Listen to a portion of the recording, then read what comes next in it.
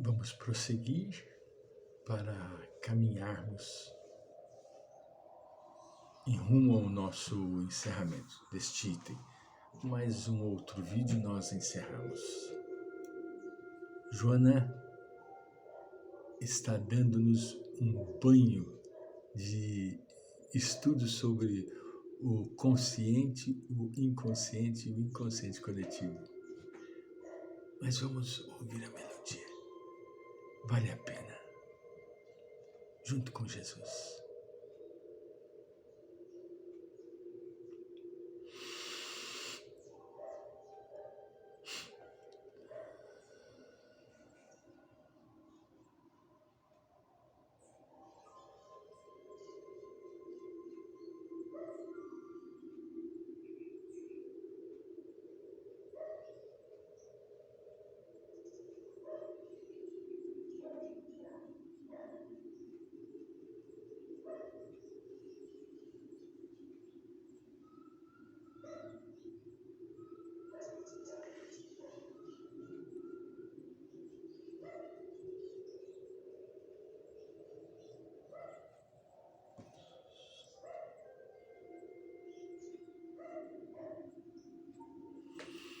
Muito bem.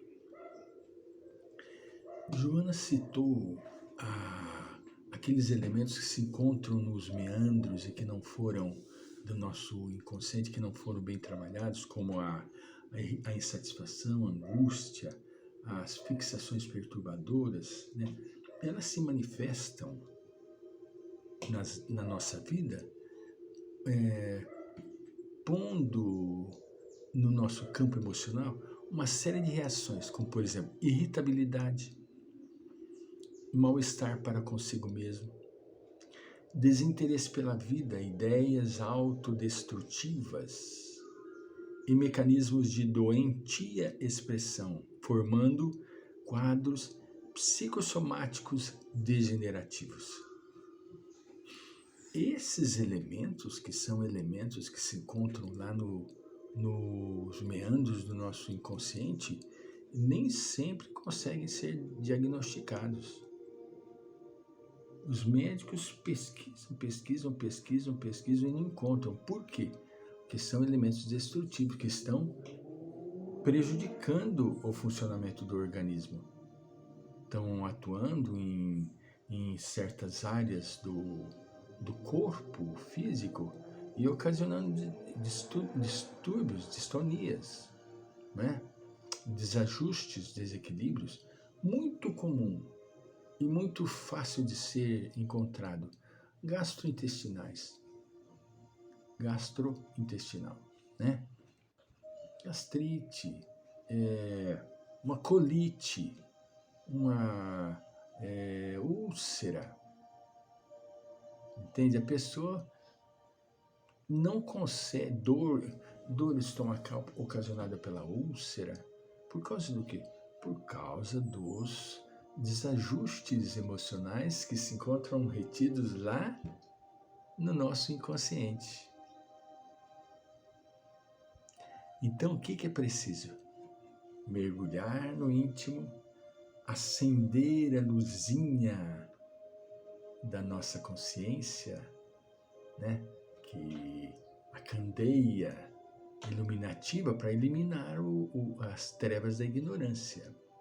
Joana continua, quaisquer terapias para fazê-los cessar estes estados doentios emocionais terão que alcançar as raízes a fim de extirpá-los.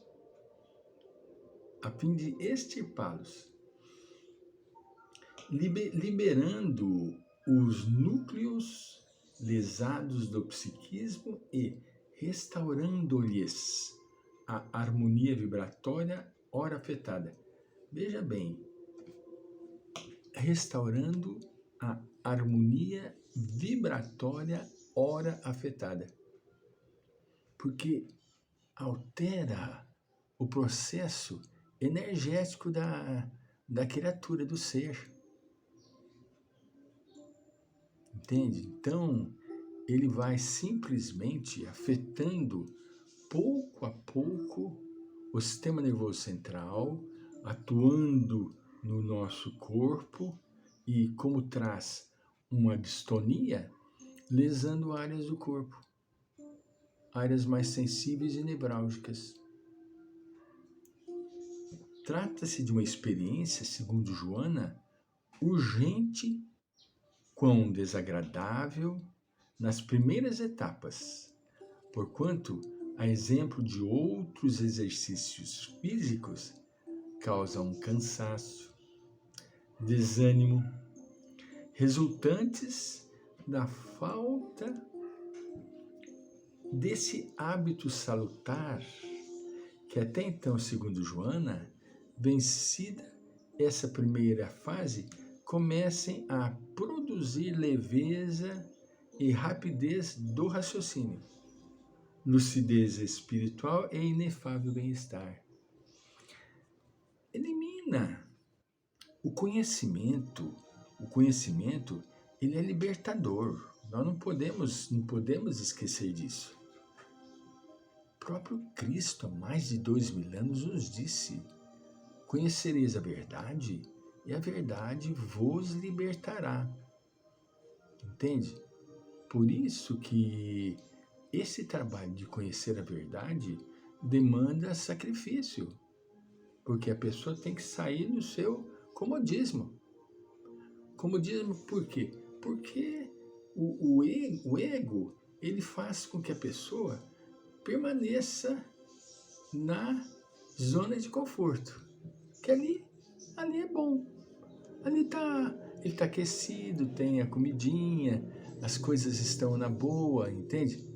E por baixo, por íntimo, aquela erosão das trevas vai carcomendo e ruindo a estrutura psíquica da criatura, levando-a a desajustes profundos emocionais. Então, é fundamental que a pessoa lute para se autoconhecer.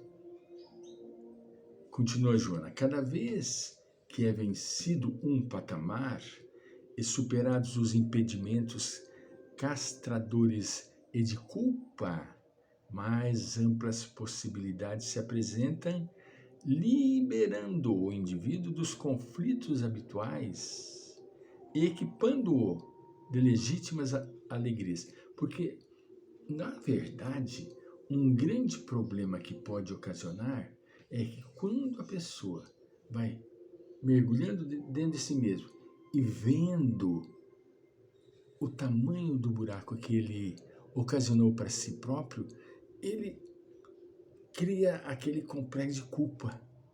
Ele se sente culpado.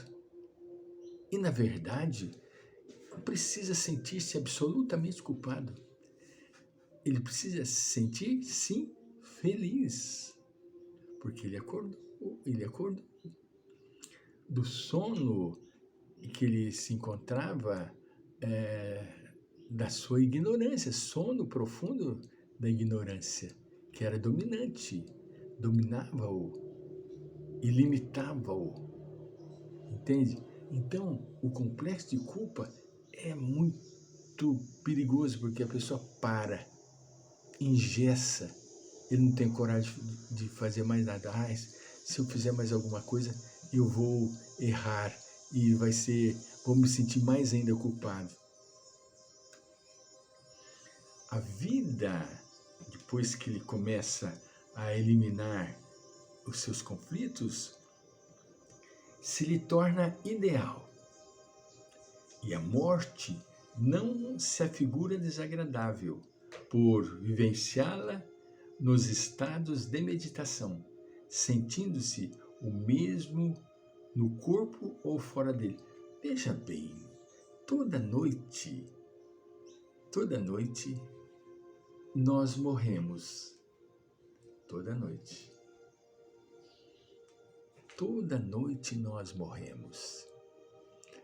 Eu não estou dizendo isso para fazer com que vocês fiquem temerosos. Não vou dormir mais.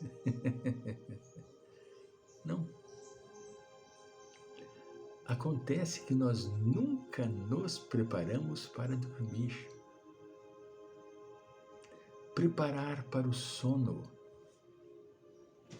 Preparar-se para o sono. Não entregar-se na cama, jogar. Estou morrendo de cansado. Tudo bem, vai dormir. Poderá ter pesadelos, poderá ter uma série de outras coisas. Mas se ele senta na cama, faz um leve e discreto vasculho do seu interior. Como foi meu dia?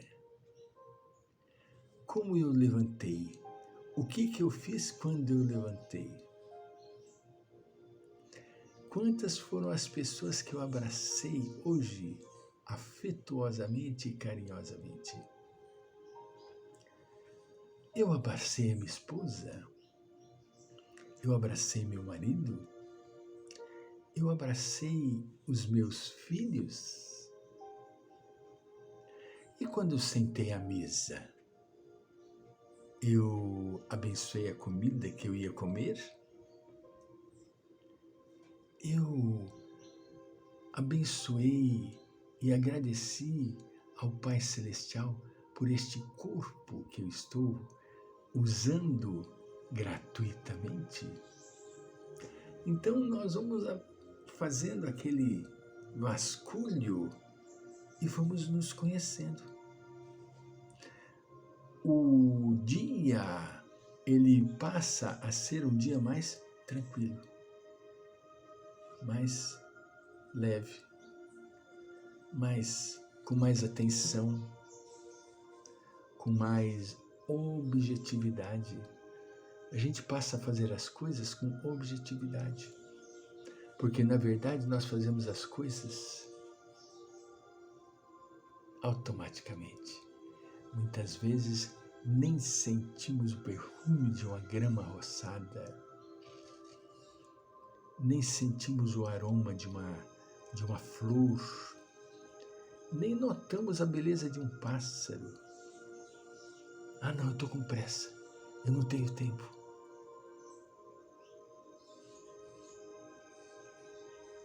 Nós somos assim.